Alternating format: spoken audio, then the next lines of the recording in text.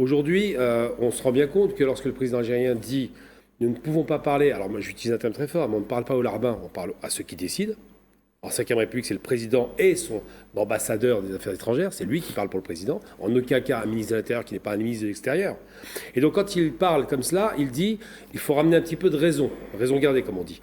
Et à côté de ça, on a un monsieur, bon, je n'ai même pas envie de donner son nom tellement il n'est pas intéressant, il faut le dire, monsieur Retailleau, qui essaie de se gargariser, c'était dit à l'instant, par le fait qu'il aurait gagné quelque chose. C'est pas vrai, il n'a rien gagné du tout, il a été désavoué. C'est une humiliation d'État. Pourquoi ? Parce que lui, il était en train de mettre dans la balance sa démission. Il ne démissionne pas, parce que s'il démissionne, il n'est plus rien. Voilà, alors, il a été désavoué, mais ça ne l'a pas empêché de parler encore dans d'autres médias français. Mais c'est intéressant parce qu'il parle en tant que perdant, pas en tant que gagnant. Il dit, juste important, il dit quoi en tant que perdant ? J'ai obtenu ce que j'ai demandé. Il n'a rien obtenu. C'est pas lui qui l'obtient, parce que ça a été dit à l'instant par Faisal, c'est le ministre de la Justice qui vient, plus lui. Lui, il ne peut pas venir. Oui. Alors que c'est sa prérogative. Ensuite, il dit, j'ai gagné, pourquoi ? Parce que c'est vrai que c'est humiliant. Il a prétendu, et c'est là, j'ai dit il y a quoi, 2 semaines, que c'est un menteur. Il prétendait qu'il avait l'assentiment du président, ce qui n'est pas vrai. Le président de la République, il a un besoin d'avoir des relations apaisées avec l'Algérie, parce qu'il sait que la profondeur naturelle, sur le plan économique, je parle, de la France, sur un plan économique, pour sauver son économie, c'est la plateforme nord-africaine et l'Algérie. Donc aujourd'hui, on a un petit peu plus de raisons. Mais moi, j'ai envie de dire simplement, c'est que non seulement M. Retailleau, que je qualifie d'homme d'extrême droite, ou de droite dure, on choisit ces termes, est désavoué, mais en plus, toute l'extrême droite, actuellement, on en parlera plus tard, est en train de s'effondrer. Oui.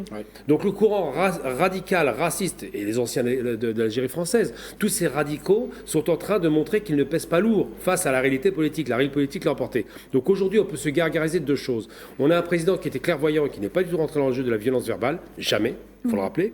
On a un président français qui, en bon an, mal an, a compris que son intérêt n'était certainement pas de faire la surenchère.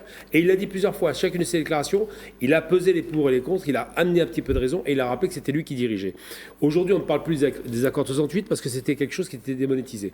On ne parle plus de ses obsessions sécuritaires parce que la France a besoin de sécurité au sud de la Méditerranée en collaboration avec l'Afrique du Nord et l'Algérie en particulier, qui est le poids lourd. Donc aujourd'hui, on est effectivement dans une raison qui est de retour. Et je pense, et j'espère, je ne vous le cache pas, parce que nous, les Algériens, les Franco-Algériens que nous sommes, on est pris en otage quelque part. S'il y a une tension, c'est nous qui prenons les premiers coups. On l'a vu dans nos voyages, il y a eu quelques petites intimidations.